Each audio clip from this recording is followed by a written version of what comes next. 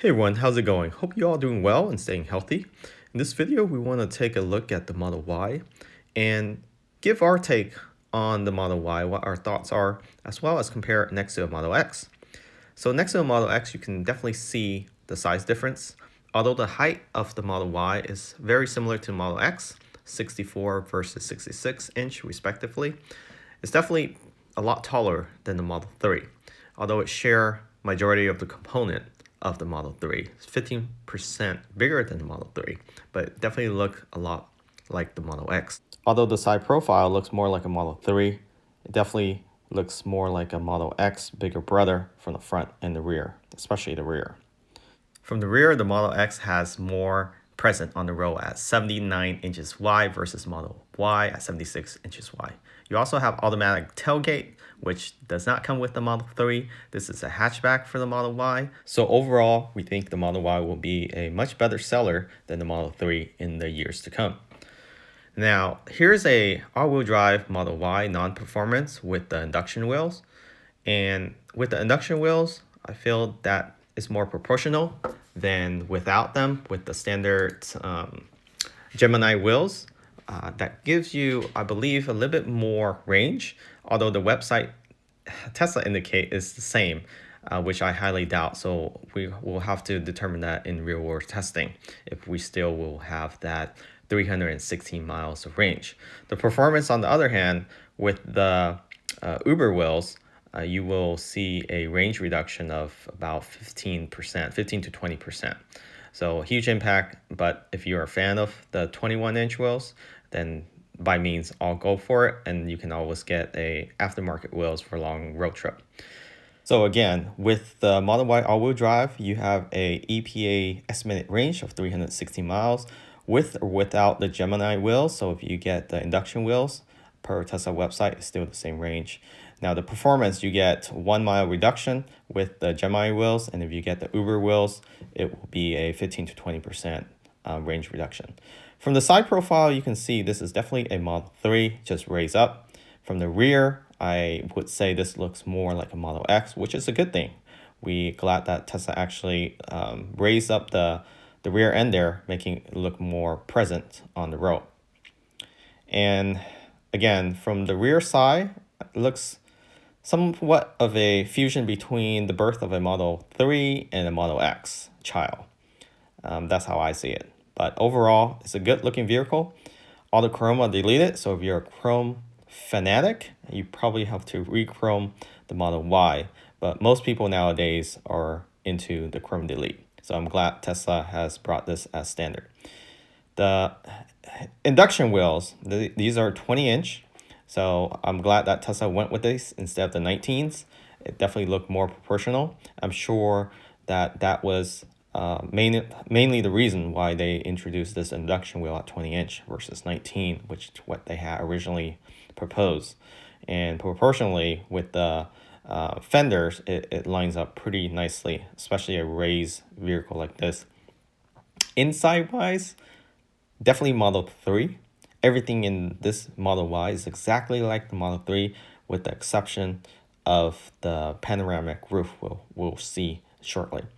Again, the center console, you do have wireless charging standard now in the Model Y, but everything else is the same as the Model 3. Although the charge port now, you have USB-C now in addition to USB itself in the front. And in the rear, later you will see they're both USB-C.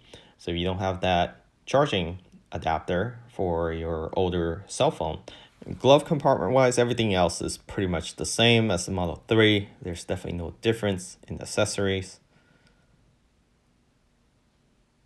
Again, the seats, floor mats, everything the same. You are sitting on riser, so it makes it feel that you're sitting in a taller car, but you're not. So here's a panoramic roof. Definitely a fan of that. Not sure how it will withstand heat in hotter climate area. So you probably want to get that tint in certain areas.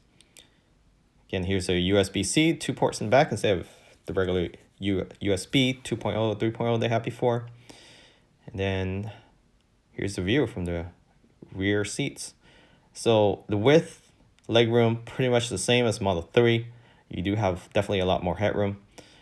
The car room is a lot larger than the Model 3 for sure, especially with this hatchback design. You do have 2 hidden compartments, unlike the Model 3. So Model 3, you only have this huge compartment that you see in the Model Y here. It's a lot deeper in the Model Y as well. And then, of course, you can fold those seats individually.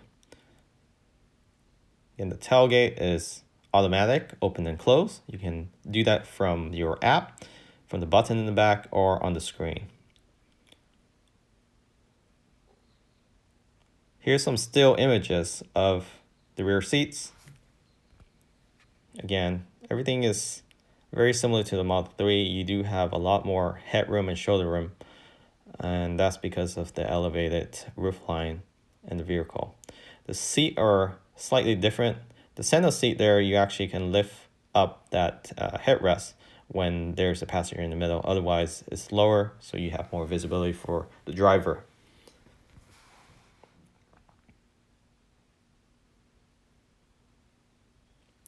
And again, the materials, everything look the same like the Model 3. Speaker looks to be the same. Again, here's the rear compartment. You can fold these seats individually. And then with legroom wise, I mean, this is the same as the Model 3. There's definitely not any more space than the Model 3. Even with the seat, the passenger seat, all push up all the way, we'll get the same amount of space in the Model 3.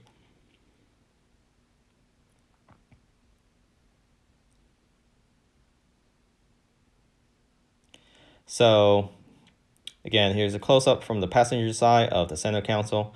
Again, these are wireless charging. So there's 2 wireless charging ports here for your driver and your passenger, which is nice. And again, here's a USB-C for the rear passenger. Most people might not have USB-C adapter yet, so you might want to carry an adapter in the vehicle in case.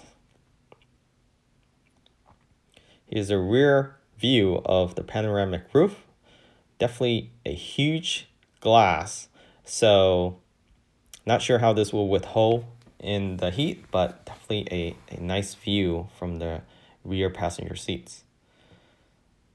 Again, trailer mode is expected to be available in Model Y in the future, and this was discovered hidden in their software that hasn't been activated yet. So we don't know if you have to actually upgrade and buy an adapter, or the adapter, sorry, in the vehicle. That hasn't been disclosed by Tesla yet. But there definitely is a trial mode. Hopefully you enjoyed the video. And if you're interested in purchasing a Model Y, definitely check it out. And check out the link in the description of this video if you're interested in Model X, S, or 3. And use the referral code for free supercharging credits. Catch you all next time.